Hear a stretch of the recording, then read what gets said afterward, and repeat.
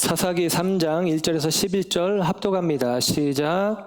여호와께서 가나안의 모든 전쟁들을 알지 못한 이스라엘을 시험하려 하시며 이스라엘 자손의 세대 중에 아직 전쟁을 알지 못하는 자들에게 그것을 가르쳐 알게 하려 하사 남겨두신 이방 민족들은 블레셋의 5 군주들과 모든 가나안 족속과 시돈 족속과 바알 헤르몬 산에서부터 하맛 입구까지 레바논 산에 거주하는 히위 족속이라. 남겨두신 이 이방 민족들로 이스라엘을 시험하사 여호와께서 모세를 통하여 그들의 조상들에게 이르신 명령들을 순종하는지 알고자 하셨더라. 그러므로 이스라엘 자손은 가나안 족속과 헷 족속과 아모리 족속과 브리스 족속과 히위 족속과 여부스 족속 가운데에 거주하면서 그들의 딸들을 맞아 아내로 삼으며 자기 딸들을 그들의 아들들에게 주고 또 그들의 신들을 섬겼더라. 이스라엘 자손이 여호와의 목전에 악을 행하여 자기들의 하나님 여호와를 잊어버리고 바알들과 아세라들을 섬긴지라. 여호와께서 이스라엘에게 진노하사 그들을 메소포다미아 왕 구산 리사다임의 손에 파셨으므로 이스라엘 자손이 구산 리사다임을 8년 동안 섬겼더니 이스라엘 자손이 여호와께 부르짖음에 여호와께서 이스라엘 자손을 위하여 한 구원자를 세워 그들을 구원하게 하시니 그는 곧 갈렙의 아우 그나스의 아들 온니엘이라. 여호와의 영이 그에게 임하셨으므로 그가 이스라엘의 사사가 되어 나가서 싸울 때에 여호와께서 메소포다미아 왕 구산 리사다임을 그의 손에 넘겨주심에 온니엘의 손이 구산 리사다임을 이기니라. 그 땅이 평온한 지 40년에 그나스의 아들 온니엘이 죽었더라. 아멘. 아멘.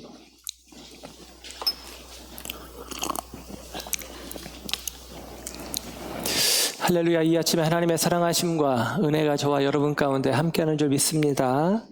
사사기 오늘 3번째 시간 사사 온니엘이라는 제목으로 하나님의 말씀을 전합니다. 우리가 사사기를 시작하면서 사사기는 여호수아에서 이어지는 내용으로서 여호수아는 정복 전쟁을 다루고 있고 사사기는 정착 생활을 다루고 있다라고 말씀을 드렸습니다. 전쟁을 할 때는 하나님께 의존하는 마음이 생기죠. 그리고 일심으로 한 마음으로 그 일들을 수행했습니다. 그런데 이제 가나안 땅에 각 지파의 분깃을 따라 흩어져서 살아가면서 지도자의 목소리는 약해지고 사람들은 이제는 자기 자리에서 자기의 삶을 살아갑니다. 그런 상황 속에서 우리가 지난 시간에 그런 표현을 드렸죠. 가나안 1세대, 이 출애굽 2세대이면서 가나안 1세대, 2세대, 가나안에 이제 살아가는 정착한 이스라엘 백성들이 출애굽의 과정 속에 하나님의 구원의 은혜를 경험하고 그 출애굽의 과정 속에서 모세를 통해서 들려졌던 하나님의 말씀을 기억하고 마음에 품고 살았으면 좋았을 텐데 그렇지 않은 뒤틀린 세대로 변질되어집니다. 다음 세대로 이어지는 은혜의 연계성은 끊어지고 다른 세대로 변질된 모습으로 서는 것을 확인했습니다. 그래서 우리는 지난 시간에 말씀의 제목 기억하십니까? 복임에 세울 길갈의 돌. 복임에 세울 길갈의 12돌, 12기념비. 하나님의 구원을 기억하고 또 하나님 앞에 그 마음이 드려지며 하나님의 뜻을 따라 살기를 결단하는 그 결단이 복임, 곧 베델, 곧 저와 여러분의 신앙의 삶의 자리 곳곳에 세워져야 한다라는 것입니다. 물리적인 돌이 아니라 저와 여러분의 마음 중심에 나는 하나님으로 말미암아 구원을 얻은 자, 하나님으로 말미암아 생명을 얻은 자, 하나님만이 나의 하나님이라는 믿음의 고백 속에 살아야 됨을 이야기를 드렸습니다. 그런데 그와 같은 하나님의 요구, 하나님의 명령은 이스라엘 이 가나안 세대 가운데 출애굽 2세대요 다른 세대로 변질되어진 그들 가운데 그 말씀은 순종되는 말씀이 아니라 거절되는 말씀이 되어집니다. 그래서 그들은 우리가 지난 시간에 살폈던 것처럼 타락하게 되어지고 그리고 우상 숭배 자리에 빠지게 되어지는 것을 볼 수가 있어요. 오늘 우리가 읽은 말씀 사사기 3장 1절에는 이런 표현이 먼저 나옵니다. 여호와께서 가나안의 모든 전쟁들을 알지 못한 이스라엘을 시험하려 하셨다라고 이야기합니다. 그래서 하나님이 전쟁을 알지 못하는 그들을 시험하기 위해서 하신 일이 무엇이냐? 가나안의 사람들, 이방 민족들을 남겨두셨다라고 이야기를 해요. 3장 2절의 끝부분에 보니까 남겨두신 이방 민족들 그러면서 이방 민족들을 남겨두어 그들과 전쟁을 치르게 하시고 이방 민족들을 남겨두어 시험의 도구로 삼으셨다라고 이야기를 합니다. 왜 이방 민족들을 남겨두었느냐? 시험하시기 위해서. 그런데 여러분, 하나님이 남겨두시기 이전에 우리는 먼저 1장과 2장을 살피면서 그런 이야기를 했죠. 출애굽 2세대 가나안에 들어간 이 사람들이 여호수아와 더불어 전복 전쟁을 통해서 거의 그 땅을 차지했습니다. 그런데 남은 사람들이 있다. 남은 이방 민족들이 있다. 그 남은 이방 민족들을 설명하면서 성경은 쫓아내지 못하였다라고 표현했지만 하나님은 쫓아내지 않았다라고 해석하시고 성경의 기록은 실제로 쫓아내지 못한 것이 아니라 쫓아내지 않은 것임을 우리는 살펴보았습니다. 쫓아내지 못했다라고 하기에는 하나님이 출애굽의 역사를 지나 가나안 정복 전쟁의 과정 가운데 도우신 일들이 놀랍죠. 대표적으로 여리고 전쟁 같은 경우도 마찬가지고. 그 난공불락의 요새도 능히 그들은 정복하고 차지하고 하나님의 도우심 속에 이기는 전쟁을 할 수 있었지만 그들은 겉으로 보기에는 가나안에 있는 철병거가 두려워 쫓아내지 못했다라고 표현하지만 우리는 이해를 달리했죠. 쫓아내지 않은 것이고 쫓아내지 않은 이유는 그것들을 좋게 보았기 때문이다. 유익하게 여겼다라고 말씀을 드렸습니다. 그래서 하나님은 너희들이 쫓아내지 않았으니까 나도 쫓아내지 않겠다라고 이야기를 하세요. 오늘 본문에 앞서서 2장 21절, 22절, 23절을 보면 21절에는 이스라엘이 쫓아내지 아니하였다라고 이야기했고요. 23절에 가면 중간에 하나님이 쫓아내지 아니하리니라고 이야기를 해요. 그리고 22절에 이런 표현이 나옵니다. 시험하려 함이라라는 거예요. 이게 2장까지의 내용이에요. 너희들이 쫓아내지 않았기에 하나님도 쫓아내지 않는다. 왜냐? 시험하기 위해서. 그리고 3장에 와서 다시 한번 그 이야기를 반복해서 하는 것입니다. 너희 가나안 가운데 이스라엘에 거하는 땅에 이방 민족들을 남겨두는데 그들을 남겨두는 이유는 너희들을 시험하기 위해서다. 그러면 어떻게 시험하느냐? 그 남겨둔 자들과의 전쟁을 통해서라고 하는 것입니다. 전쟁을 통해서 전쟁을 알게 하겠다. 전쟁을 모르는 세대에게 전쟁을 알게 하겠다라고 이야기를 하는 거예요. 전쟁을 했던 세대, 여호수아의 세대, 출애굽 1세대 그들은 전쟁의 과정을 통해서 하나님의 도우심이 얼마나 귀한지를 경험했던 세대인 것입니다. 그들처럼 하나님을 알아가게 하겠다라는 의도가 이 남겨진 자들을 통해서 참 역설이죠. 그 남겨진 자들은 이스라엘의 욕심과 죄의 결과인데 그 남겨진 이방 거민들을 통해서 하나님은 하나님을 알게 하는 도구로 선용하시는 것입니다. 하나님의 일하심입니다. 올해 우리 교회 표어는 주님의 손을 붙잡는 삶입니다. 주님의 손을 붙잡는 삶. 여러분, 주님의 손을 붙잡는 것은 나의 손이겠죠. 내 손이 주님의 손을 붙잡는 것입니다. 이 의미를 가지고 이제까지 우리가 살핀 이 출애굽의 과정부터 지금까지의 과정을 잠깐 이야기를 하면 이런 느낌이에요.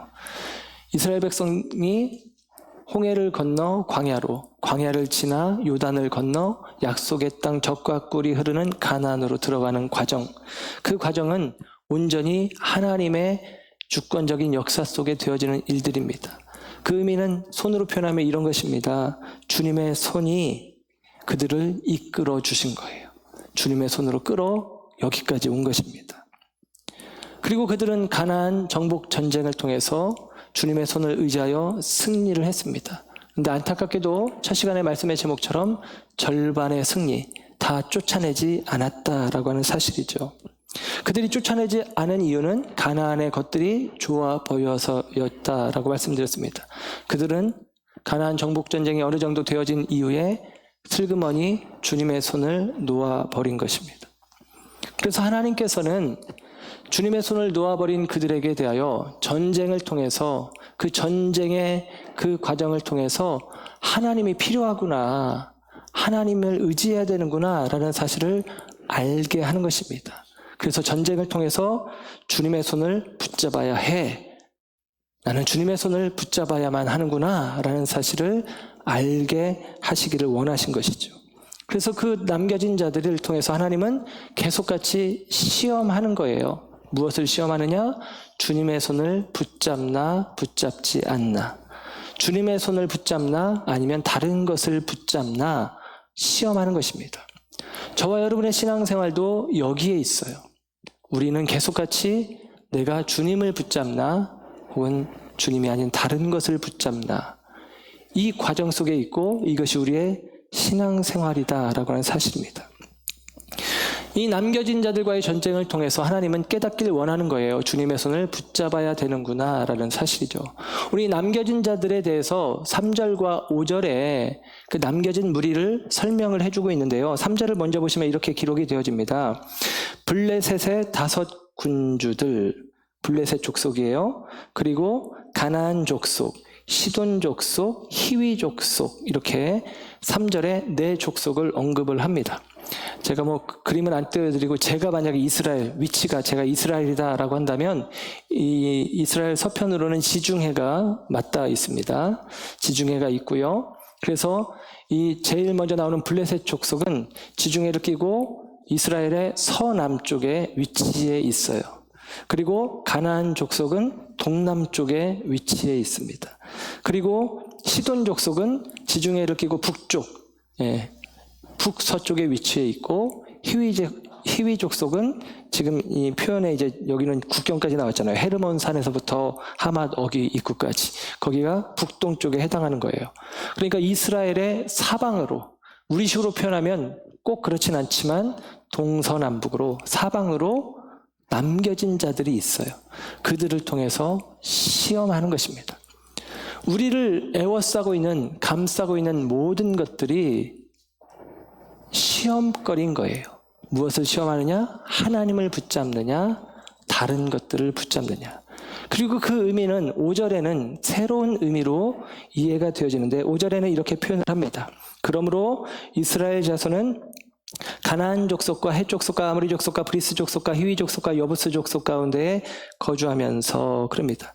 여기 보면 6개의 족속 이야기가 나오는데, 여기다 기르가스 족속까지 더하면 이른바 가나안 7 족속이라고 하는, 가나안 땅에 거주하는 이 가나안에 본래 거주했던 족속들을 이야기하는 거예요.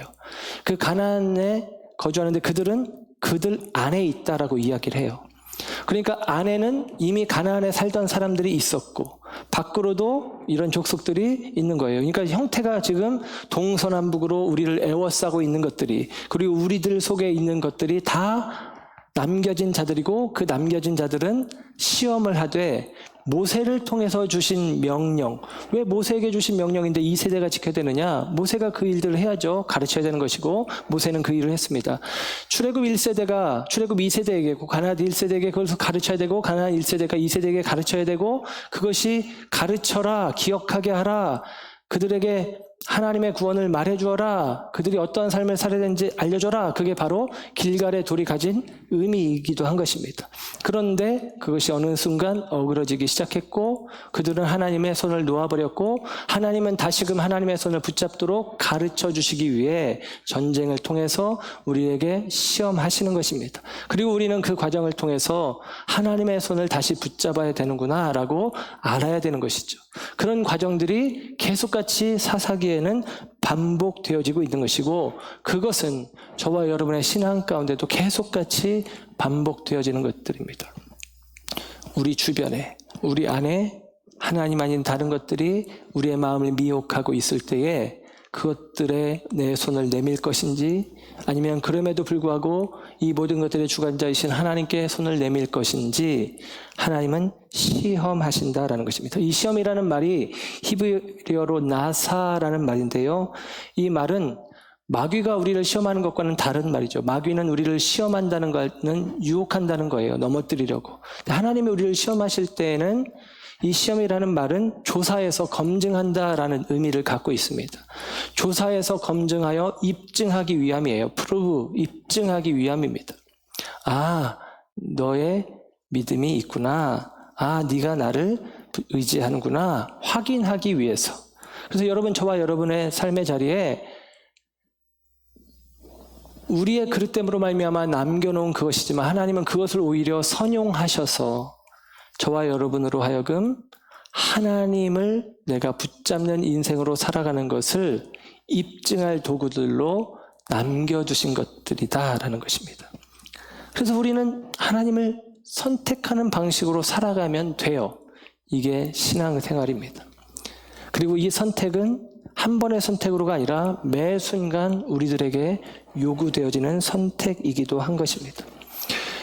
이 시험이라는 말은 창세기에 성경에 처음 시험이라는 말이 나온 것은 창세기 22장 1절에 나오는데요. 하나님이 아브라함을 시험하시려고 그를 부르시되 그럽니다. 시험하시려고. 근데 이 시험이 뭐냐? 그 다음에 이렇게 말씀이 이어지는 거예요.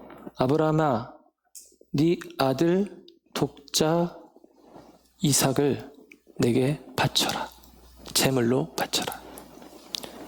그게 아브라함에게 주어진 시험입니다. 그리고 아브라함은 독자 이삭을 제물로 바치려고 했을 때 하나님이 말씀하시죠. 아브라함아, 아브라함아, 네가 나를 사랑하는 줄 이제 내가 알았다. 확인받고 싶은 거거든요. 이게 시험입니다. 하나님의 시험입니다. 이 시험은, 시험이라는 단어는 쓰여지지 않았지만 성경 초반에 창세 때에 있었습니다. 선악과, 선악을 알게 하는 나무 동산 가운데 두고 다른 나무는 먹되 이것은 먹지 마라 라고 우리 옆에, 우리 안에 그것을 두시고 그것을 향해서 손을 뻗는지 안 뻗는지 주님이 시험하시는 것입니다. 곧 이 시험의 내용들은 하나님이냐 하나님 아닌 그것이냐라고 하는 것이죠. 하나님 아닌 것들을 향하여 손을 뻗는 것을 하나님은 원하시지 않는다라고 하는 사실입니다. 오늘 본문에 그 같은 내용들을 언급하고 6절에 이제 이렇게 이야기하죠. 그들의 딸들을 맞아 아내로 삼으며 자기 딸들을 그들의 아들들에게 주고 또 그들의 신들을 섬겼더라. 하나님이 시험하셨지만 이 시험에 이 이스라엘 사람들은, 가나안 거민들은, 가나안 세대의 사람들은 실패합니다. 가나안 사람들과 통혼하게 되어지고 그 통혼의 결과 우상 숭배를 하게 되었다라고 1절에서 6절까지. 그래서 이제 전체적으로는 사사기 1장 1절에서 3장 6절까지가 사사기의 배경이라고 할 수 있어요. 그리고 우리가 이제 드디어 이제 사사기의 이름처럼 사사가 등장하는데 오늘 이제 첫 번째 사사인 온니엘이 등장하는 이야기가 3장 7절부터 나오는 거예요. 3장 7절을 가봅시다. 이렇게 기록합니다. 이스라엘 자손이 여호와의 목전에 악을 행하여 자기들의 하나님 여호와를 잊어버리고 바알들과 아세라들을 섬긴지라. 아멘. 하나님을 잊어버리고 바알과 아세라를 섬겼는데 성경이 표현하기를 여호와의 목전에 악을 행하였다라고 이야기하는 거예요. 여호와의 목전에 악을 행하였다. 원어 성경에는, 히브리어 원어에는 그냥 이렇게 되어 있어요. 하나님의 눈에 좋지 않다. 하나님의 눈에 좋지 않다. 하나님의 눈에 옳지 않다. 하나님의 눈에 좋지 않은 것, 옳지 않은 것, 그것들을 지금 행하는 것이죠. 하나님의 눈에 좋지 않다는 것은 바꿔 말하면 우리 눈에 좋은 것입니다. 우리 눈에 좋은 것. 먹음직도 하고 보암직도 하고 우리 눈에 좋은 것, 그것을 붙잡는 마음이죠. 여러분, 우리 눈에 좋은 것이 좋은 게 아니에요. 우리가 자녀를 키우다 보면 어미 된 마음으로 아비 된 마음으로 그런 마음들 들지 않습니까? 우리 자녀들이 자기에게 좋게 여기는 것을 붙잡을 때 우리는 그거 아닌데, 그거 하면 안 되는데, 그거 붙잡으면 안 되는데 하고 이야기를 해요. 왜냐하면 우리는 경험을 해봤으니까, 아니까. 그런데 자녀들은 튕기죠. 왜 그러냐, 좋은데, 이거 좋은데 라고 생각하는 것들이 있습니다. 여러분, 자녀들이 아무리 똑똑한 척 하지만 얘들아, 너희들은 알아야 된다. 너희들은 절대 똑똑하지 않다. 너희들의 어머니 아버지가 훨씬 똑똑하다. 왜냐하면 어머니 아버지는 옛 것도 알고 새 것도 알기 때문이다. 근데 너희들은 옛 것을 모르지 않냐. 그런 거예요. 예, 그렇죠. 그러니까 우리는 아니까, 경험해봤으니까 그 보기에 좋은 것이 내 삶에 유익하지 않고 해롭다는 것을 알기 때문에 그 보기에 좋은 것을 붙잡는 것을 우리는 막아서려고 합니다. 그런데 그런데 이 세대는 하나님이 보기에 좋지 않은 것들을 좋아 보인다고, 병거가 좋아 보입니다. 가나안 거민들을 노예 삼는 것이 유익해 보입니다. 라는 생각으로 하나님의 말씀을 불순종하는 것을 그들이 택한 것이죠. 결국 그들의 불순종은 그들이 가나안 사람들과의 통혼의 과정 속에서 그 가나안 여인들이 섬기는 우상까지 섬기는 과정이 되었다라고 하는 사실입니다. 여러분, 이게 안타까운 일이죠. 그래서 그들이 바알들과 아세라들을 섬겼다라고 이야기합니다. 바알들 그랬어요. 바알은 사실은 하나예요. 유일신이라 하나가 아니라 바알신은 하나입니다. 근데 바알들이라는 얘기는 바알 신상들이 그만큼 많다는 거예요.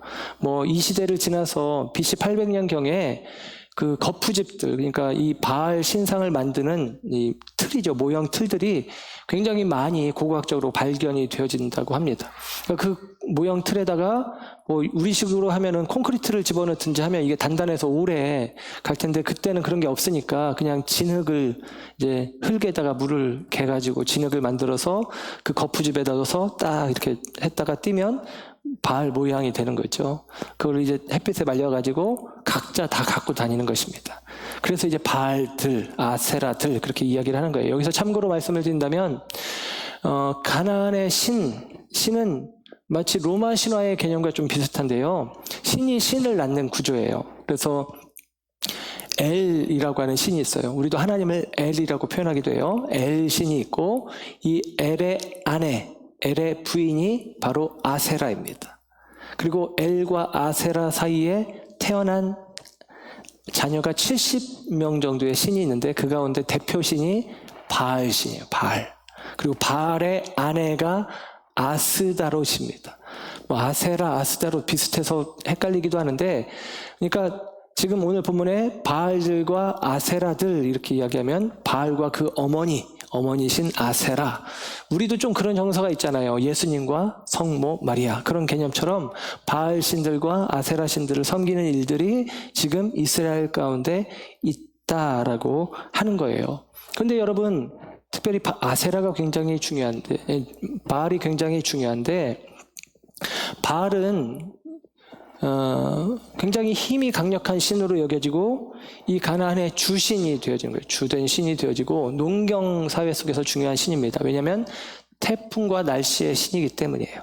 그리고 이 바알의 아내 역할을 하는 아스다롯은 번식과 전쟁의 신입니다. 그래서 전쟁과 다산의 신으로 여겨져서 바알과 아세라의 결합이 이 땅에서 비로 여겨지는 거예요. 예를 들면 이런 생각을 해볼 수 있는 것이죠.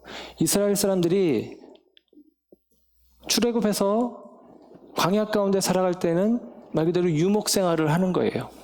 유목 생활을 하다가 가나안에 들어갔더니 이제는 가나안의 음식을 먹어야 되는 것입니다. 곧 유목민이 농사꾼으로 바뀌어지는 거예요. 근데 이 사람들이 농사를 모르지 않습니까? 농사를 모르면 어떻게 돼요? 물어봐야 되죠. 어디? 가나안에서 농사하던 사람들한테 물어보는 거예요. 우리 어르신들한테 그런 얘기하면 잘 알 텐데, 농사를 질 때 저희 어머니가 농사를 꽤 잘 지는 것으로 알고 사람들이 저희 어머니에게 많이 물어보거든요. 저희 어머니 농사꾼이 아니에요. 그런데 농사를 잘 져요. 우리 어머니가 어떻게 농사를 잘 짓게 되느냐? 물어봐서 사람들한테 물어보는 거예요. 언제 파종하냐, 언제 북도도 주냐, 이렇게 물어보는 거예요. 그래서 이제 배운 거예요. 그래서 이제 다른 사람이 또 물어보면 알려주는 거예요. 근데 이런 느낌이 있겠죠. 가나안에 들어가서 농사 짓고 살아가는데 어떻게 농사 짓지? 물어보는 거죠. 어떻게 하면 좋겠습니까? 근데 물어봤더니 대답해 주는 거예요. 농사에서 제일 중요한 것은 비야. 어른들은 공감하시죠? 농사 짓는 사람들. 농사에서 제일 중요한 것은 비야. 비. 근데 비는 어떻게 내리냐면 바알신이 내려주는 거예요. 바알신이 비를 내리려면 이렇게 우리가 제의를 지내야 돼. 이런 식으로 알려주는 것입니다. 아, 농사를 지어야 되는데 비가 내려야 되는데 바알신이 비를 주장한다고 이런 식으로 이스라엘 사람들의 마음들이 움직여가기 시작하는 것입니다. 그래서 바알을 향해서 그들의 필요를 따라 그들이 좋게 여기는 것으로 그들이 보암직하게 여기는 것으로 손을 내밀어요. 그리고 바알을 붙잡는 것입니다. 여러분 그것을 하나님이 기뻐하실까? 아니요. 기뻐할 수가 없죠. 하나님께서 그래서 우리가 잘 아는 것처럼 진노하셔서 그들을 이제 고통 가운데 내어 던지십니다. 그게 오늘 본문의 이야기에서는 메소포다미아의 왕 구산 리사다임이라는 사람의 손에 팔았다라고 표현을 합니다. 오늘 재밌게 7절과 8절의 말씀을 보면 7절 끝에 바알들과 아세라들을 섬긴지라 그랬더니 8절 끝에 구산 리사다임을 8년 동안 섬겼더니 그럽니다. 성경의 저자가 굉장히 이게 치밀한 사람 같아요. 우리가 사사기 전체의 구조가 키아스무스 구조라고 했죠. A, B, C, C-, B-, A- 이렇게. 여러분 이 긴 성경을 이런 구조로 만드는 게 쉽지가 않습니다. 그리고 이제 인클루지오 기법이라고 해서 수미 쌍관 기법을 많이 사용한다고 말씀을 드렸고 오늘 본문에는 보니까 힙합을 좀 아는지 라임도 맞춰요. 섬겼더니 섬겼더라 이렇게 이야기를 하는 거예요. 섬겼더니 섬겼더라. 바알과 아세라들을 섬겼더니 구산 리사다임이라는 사람 왕 그를 섬기게 하였다. 그의 종이 되었다. 그에게 압제당하게 하셨다. 우리 마음을 하나님이 아닌 다른 것에 주었더니 우리가 원했던 우리가 기대했던 그것들이 내 소유가 아니라 그 소유가 나를 지배하는 안타까운 현실이 지금 묘사되고 있는 것입니다. 하나님께서 그들을 이스라엘을 메소포타미아 왕 구산 리사다임에게 넘겼다라고 이야기를 하는 거예요.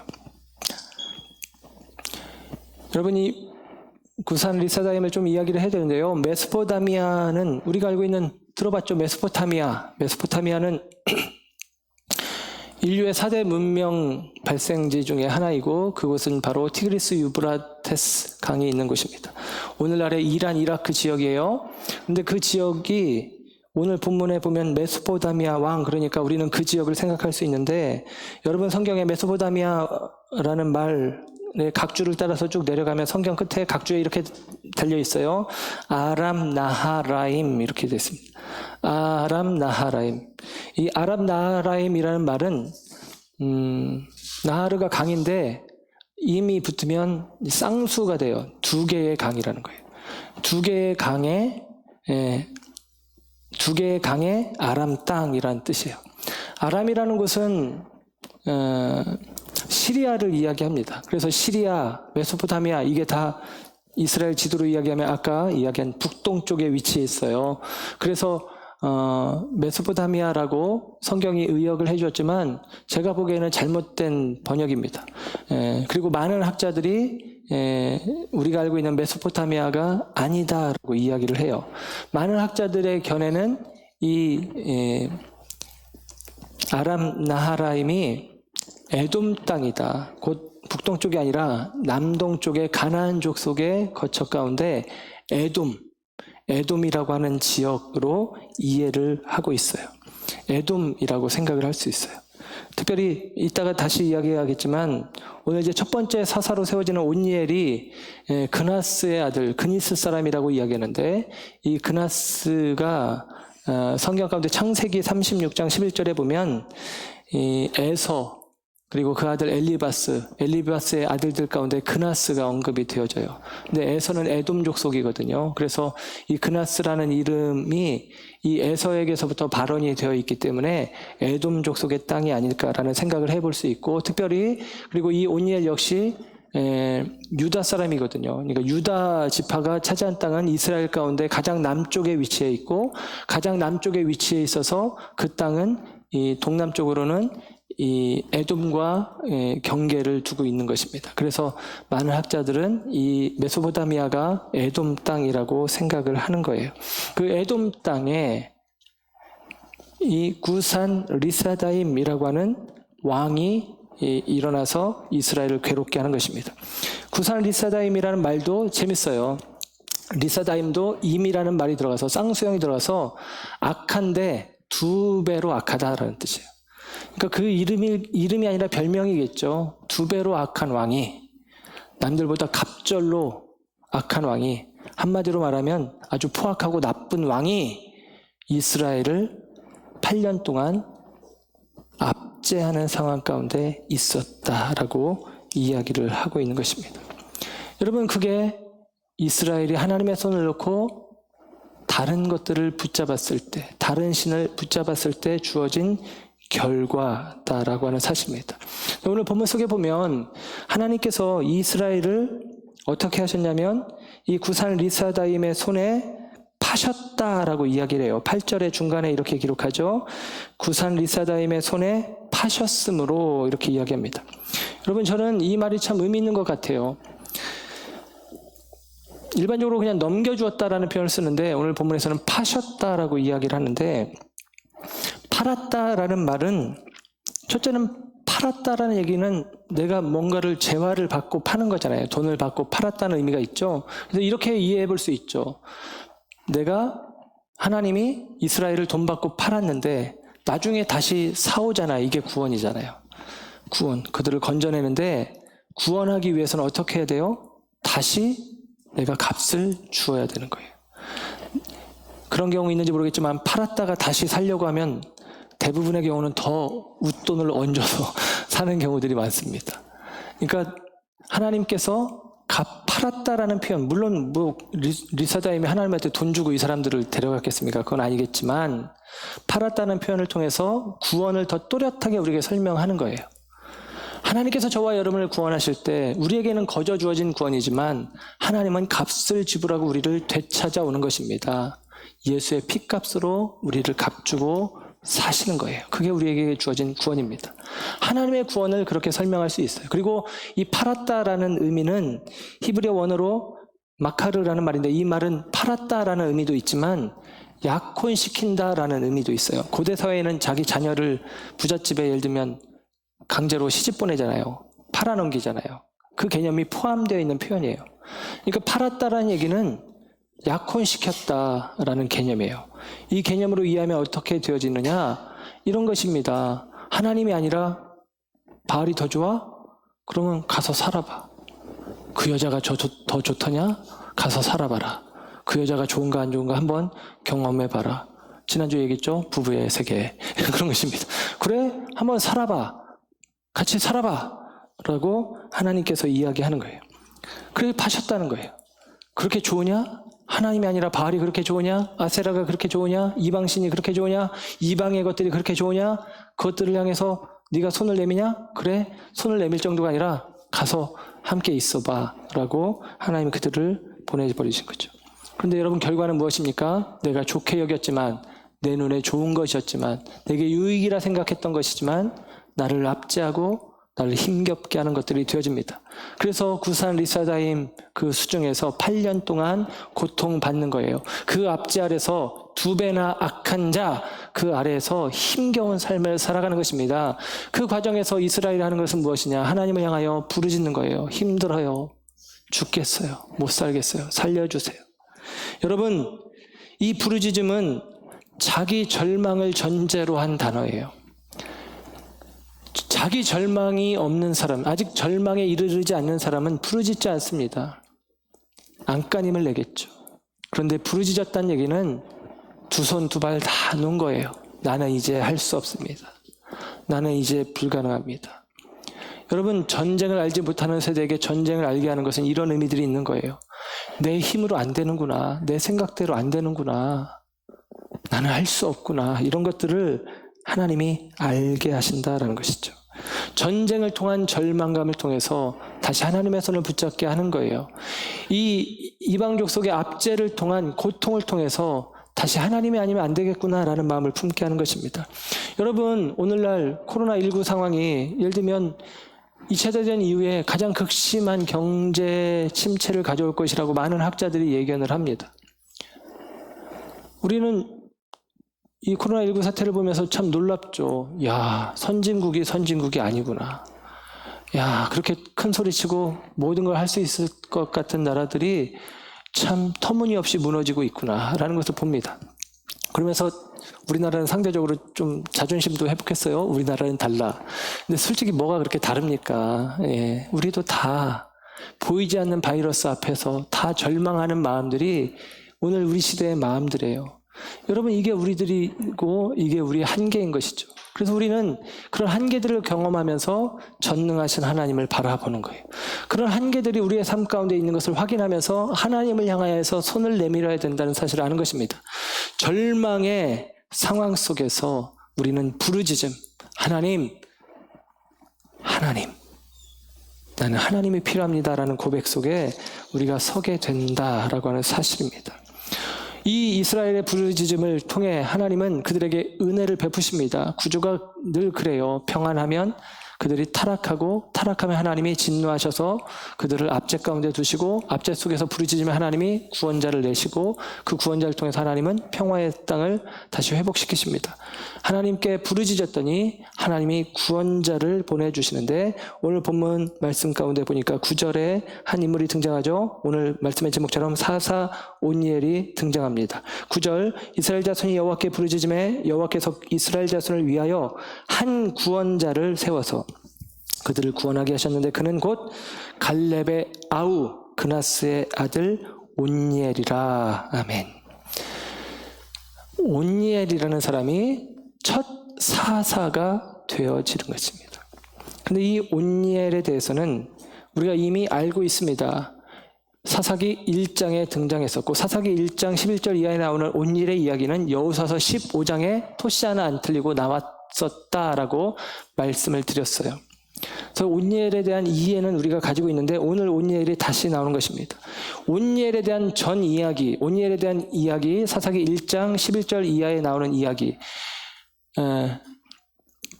갈렙이 헤브론 땅을 차지하기 위해서 싸워야 되는데 갈렙이 힘껏 싸웁니다. 85세의 노인임에도 불구하고 노익장을 발휘하죠. 그런데 기럇 아르바를 점령하는데 기럇 아르바 깊은 곳에 아마 기럇 세벨이라는 곳이 있는 것 같아요. 그 기럇 세벨을 점령할 사람이 있냐, 나를 대신해서 가서 싸울 사람이 있냐라고 물어보면서 아마도 자기 지파 사람들에게 물어보면서 저 땅을 용감하게 가서 싸워서 빼앗는 자에게 내 딸을 주겠다. 악사라는 딸을 주겠다라고 이야기해요. 여러분, 그 악사는 분명히 미인입니다. 미인이 아니면 안 싸우죠.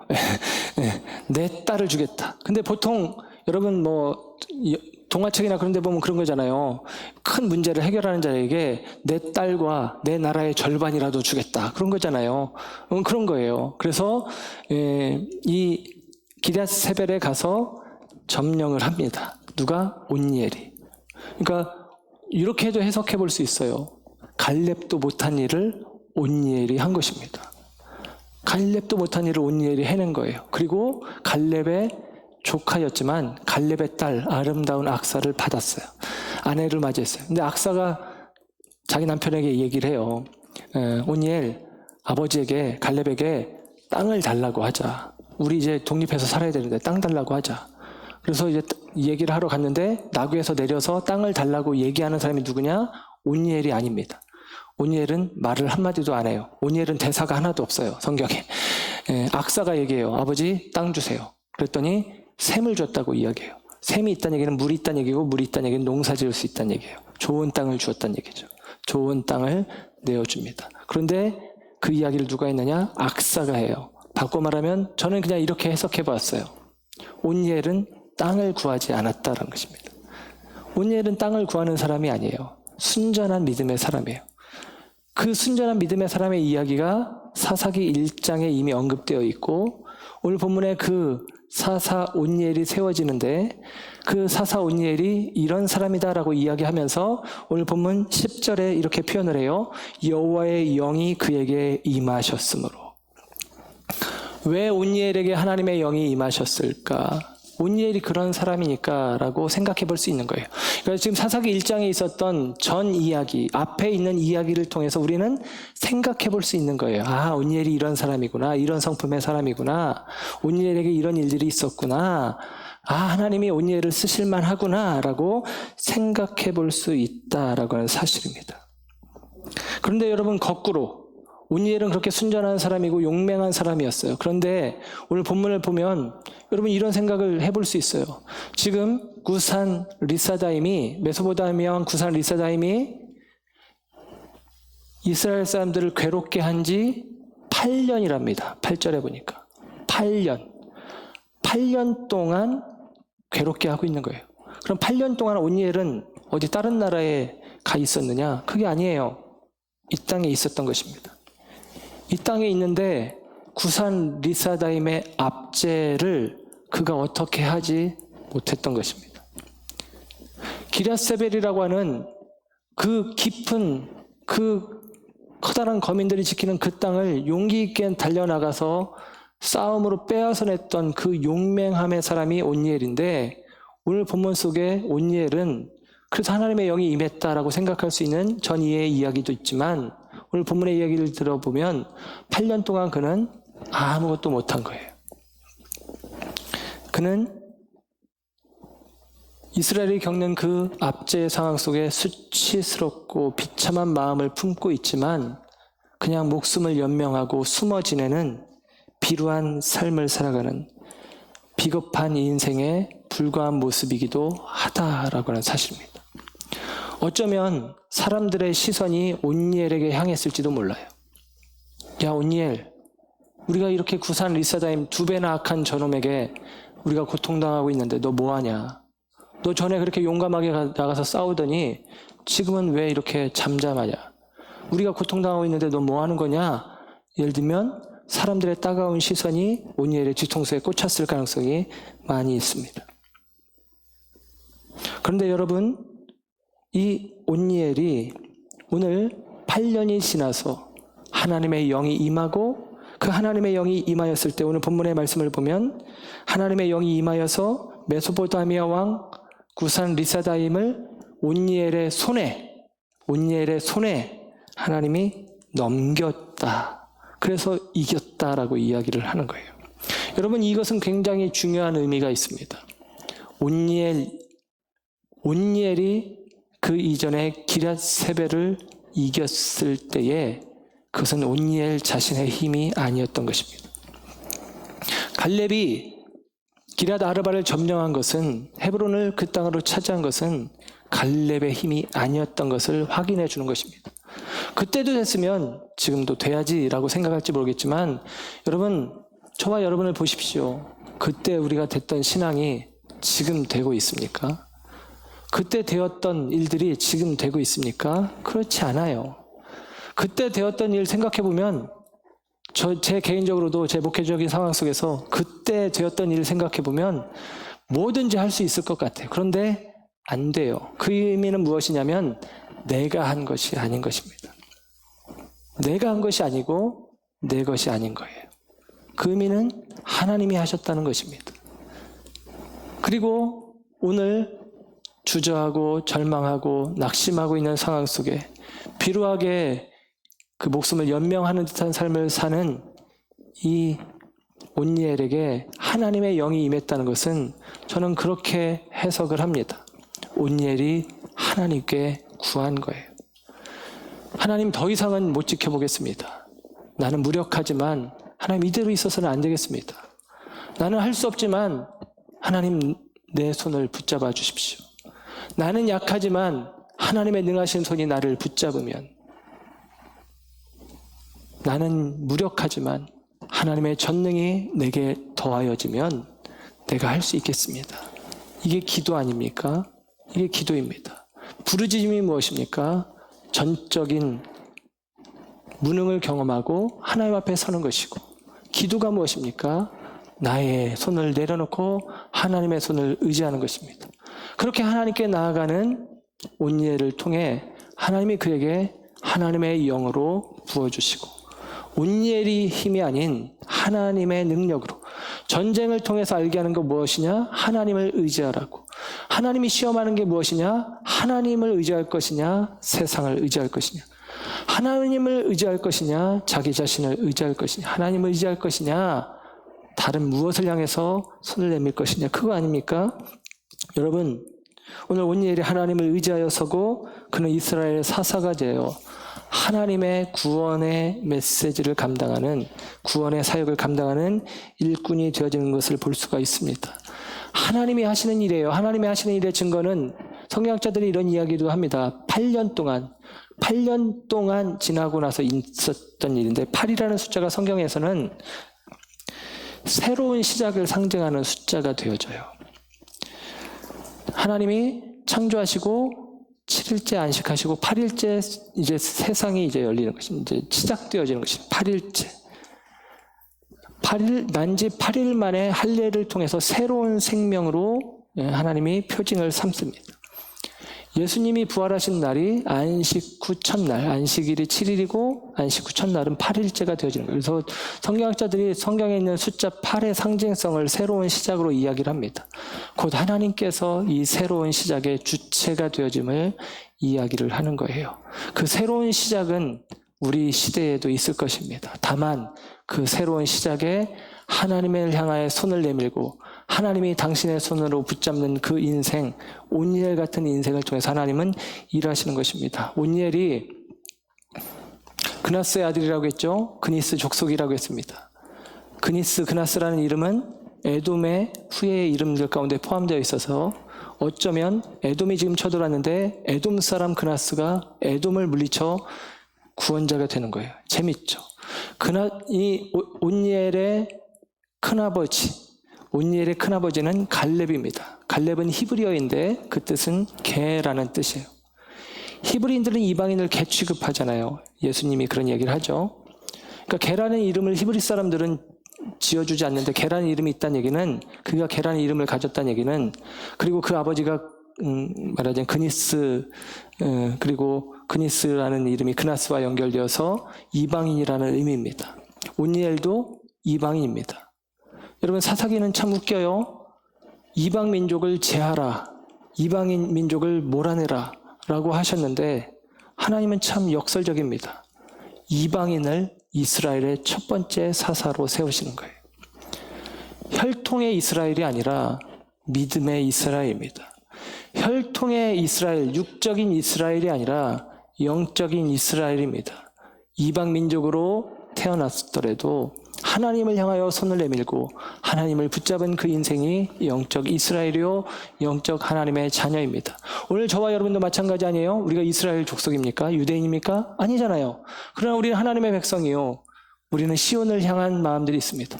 저와 여러분이 오늘 이 시대 속에 하나님을 향하여 손을 내밀 때, 하나님을 나의 하나님으로 고백할 때 저와 여러분이 영적 이스라엘이 되어지는 것입니다. 그리고 저와 여러분을 통해서 하나님은 하나님의 나라를 일구어 가는 거예요. 이것이 오늘의 이야기입니다. 고린도후서 4장 7절은 우리에게 이렇게 이야기해요. 우리가 이 보배를 질그릇에 가졌으니 이는 심히 큰 능력은 하나님께 있고 우리에게 있지 아니함을 알게 하려 함이라. 아멘. 여러분, 우리는 질그릇에 불과합니다. 그러나 우리 안에 보배가 있어요. 그리고 그 보배가 있기에 하나님의 능력이 우리 가운데 더하여지는 것입니다. 여러분, 우리는 약하지만, 온니엘은 약하지만 하나님은 강하십니다. 우리의 손은 약하지만 하나님의 손은 강하십니다. 그 하나님의 손을 향하여 손을 내어미는 저와 여러분의 믿음이 되어지길 주의 이름으로 축원합니다. 기억하십니까? 온니엘, 그 이름의 뜻은 하나님은 힘이시다라는 뜻이에요. 바꿔 말하면 하나님만 나의 힘이시다라는 뜻이죠.